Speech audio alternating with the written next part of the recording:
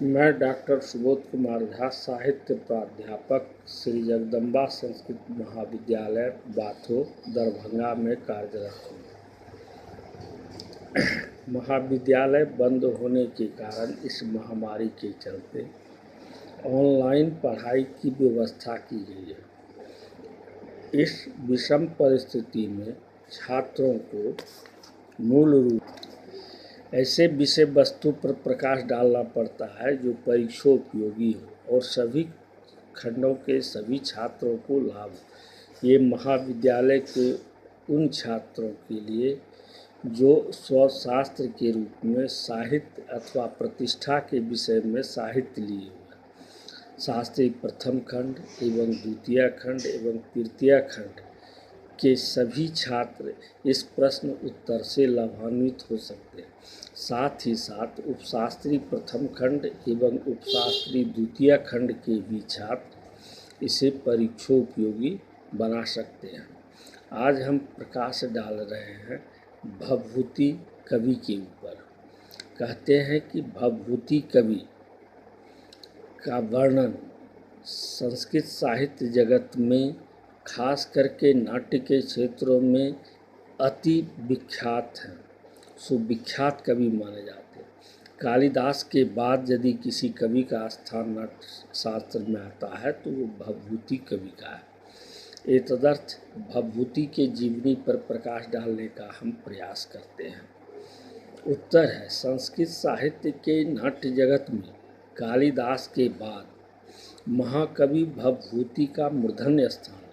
संस्कृत में अनन्य कवियों की अपेक्षा भवभूति का परिचय उनके ग्रंथों में उपलब्ध हो जाता है। महावीर चरित की प्रस्तावना के अनुसार दक्षिण पद में पदमपुर नामक ग्राम है। वहाँ कुछ तैतरीय शाखा वाले काश्यप गोत्री ब्राह्मण हैं। उन्हीं के ये वंशज माने जाते हैं। विद्वानों में इस बात पर मतभेद है कि उनका वास्तविक नाम श्रीकंठ है अथवा भवभूति।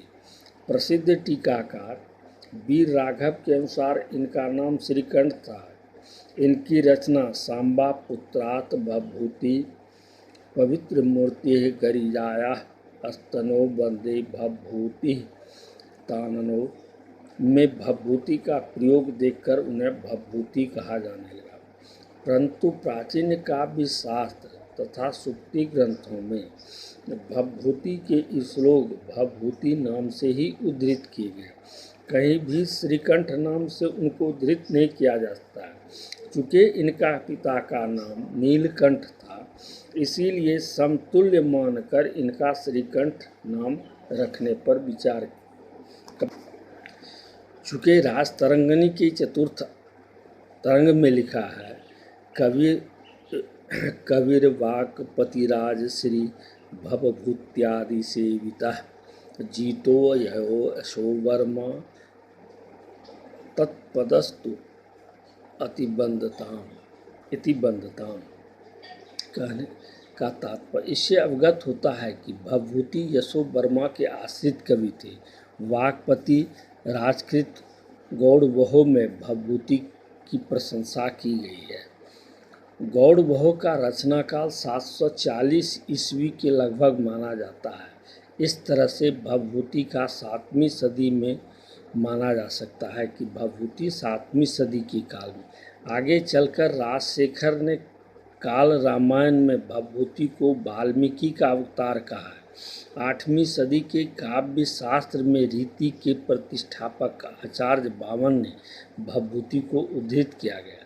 अतएव यह हम कह सकते हैं कि ये 7वीं सदी के थे। भवभूति की मूलतः 3 रचनाएं उपलब्ध हैं, जिसमें महावीर चरितम, मालती माधव तथा उत्तर रामचरित। महावीर चरितम में व्यापक विस्तृत परिचय तथा मालती माधव की प्रस्तावना में उनकी पूर्व कृति का आभास मिलना और महावीर चरितम में उनकी प्रथम रचना प्रतीत होती है। महावीर चरितम में 7 अंक हैं। उसी प्रकार मालती माधव 10 अंकों का प्रकरण नाटक है। इसमें मालती माधव से लेकर मधुमतिका के प्रणय विवाह का वर्णन। इस प्रकार और अंतिम लेखनी इनकी जो है वह रामचरित, उत्तर रामचरित है। क्योंकि उत्तर रामचरित इनकी अंतिम लेखनी और ये शास्त्र में तीनों नाटकों में सबसे प्रशंसनीय नाटक माना जाता है। इस नाटक की कथा वस्तु संयोजन में नवीनताओं का उल्लेख करते हुए डॉक्टर कपिल देव लिखते हैं, पुरुष पात्रों का स्त्री बनना, दो युवकों का विवाह, सन्यासी और सन्यासिनियों की तिकड़मी होना, नरबली की प्रथा, अदृष्ट की प्रधानता, योग विद्या के आचार प्रदर्शन, उपकथानक का समावेश, मुख्य कथानक की अपेक्षा उपकथानक को अनुचित महत्व दिया। भवभूति ने वर्णन प्राधान्य की दृष्टि से नाटक पर कम, काव्यात्मक पर अधिक ध्यान दिया।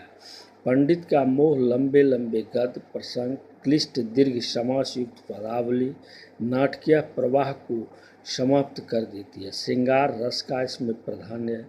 चरित्र चित्रण सजीव, यथार्थ और जीवन के गंभीर पक्ष का अनुमोदन करता है। अतः उत्तर रामचरित भवभूति का अंतिम और इस प्रकार अंतिम और सर्वोत्कृष्ट नाटक है, सर्वोत्कृष्ट नाटक है। इसके अंकों में वे रामायण के उत्तरकांड की कथा वर्णित। प्रथम अंक में चित्रण के माध्यम से सीता के विवाह से लेकर अग्नि शुद्धि तक की कथा दिखाई जाती, लेकिन निंदा के कारण सीता निर्वासन की मुख्य घटना। द्वितीय अंक में राम द्वारा अश्वमेघ यज्ञ, लवकुश का जन्म, शंभुक वध। तृतीय अंक में राम का पंचवटी में पुनरागमन, पूर्व घटनाओं के स्मरण में राम का मूर्छित होना और सीता द्वारा अदृश्य होकर स्पर्श करना। चतुर्थ अंक में वाल्मीकि आश्रम में वशिष्ठ, अरुंधति, जनक, कौशल्या आदि का मिलन, लव दर्शन, राम द्वारा छोड़े गए अश्वमेघीय अश्व को लव द्वारा पकड़ना। पांचवें अंक में जृंभकास्त्र का लव द्वारा प्रयोग, चंद्रकेतु और लव का कला। छठे अंक में राम की उपस्थित होना, युद्ध बंद होना, कुश की उपस्थिति और राम द्वारा दोनों को सीता पुत्र समझना।